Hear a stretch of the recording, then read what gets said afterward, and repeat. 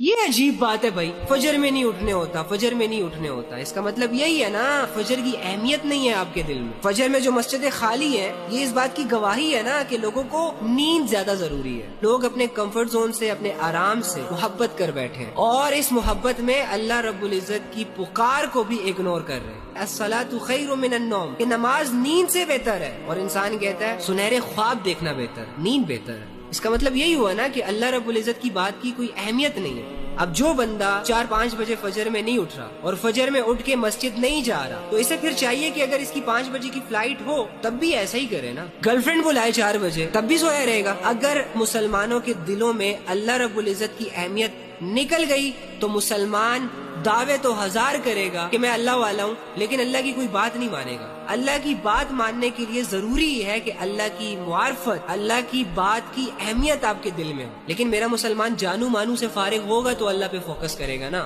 تو یہ سارے ٹوپی ڈرامے ہیں، عبادتوں کے معاملے میں دھوکے بازیاں چل رہی ہیں، 2 نمبریاں چل رہی ہیں، عبادت نہیں ہوتی، فجر کی نماز نہیں پڑھ سکتے، تہجد مشکل ہے، یہ مشکل ہے، وہ مشکل ہے، فلاں مشکل ہے۔ ابے چپ کر، بہانے نہ دے، خود کو دھوکے نہ دے۔ کوئی مشکل نہیں ہے، صاف بول کے تیرا دل نہیں کرتا، صاف بول کے اللہ سے تیرا دل نہیں جڑتا، صاف بول کے تجھے دنیا زیادہ ضروری ہے، اللہ کی بات کی اہمیت نہیں ہے تیرے دل میں۔ وہ دین، وہ قرآن، وہ شریعت، وہ احکامات جو اللہ رب العزت نے انسانوں پر فرض کیے، اور انسان یعنی اللہ کا، میں کیسے سمجھاؤں، جذبات میں میرے الفاظ غائب ہو جاتے ہیں کیونکہ میں دل سے سمجھانا چاہتا ہوں آپ لوگوں کو، لیکن آپ سمجھتے ہی نہیں ہو۔ اب لیٹ سپوز ایک ماں جس کو یہ سینس ہے 12 سال کا بچہ جو ہے نا وہ صرف 10 کلو کا وزن ہی اٹھا سکتا ہے، تو وہ ماں کبھی بھی اس بچے سے یہ ڈیمانڈ نہیں کرے گی کہ تم بیٹا 20 کلو کا وزن اٹھاؤ۔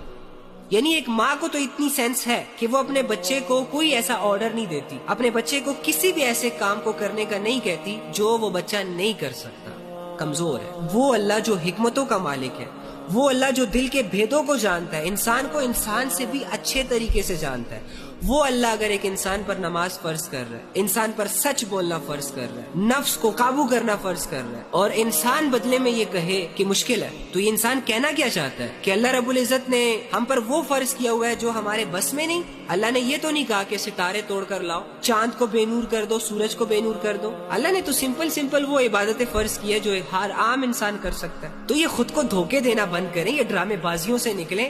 اگر آپ نے ایک عمل نہیں کرنا نا تو نہ کریں، بدلے میں یہ نہ کہے کہ مجھ سے ہوتا نہیں ہے، مشکل ہے، یہ ہے، وہ ہے، فلاں ہے۔ کچھ مشکل نہیں ہے، اللہ نے جو بھی فرض کیا ہوا ہے وہ انسان کر سکتا ہے۔ اللہ انسان پر کوئی ایسی چیز فرض کر دے جو انسان نہ کر سکتا ہو۔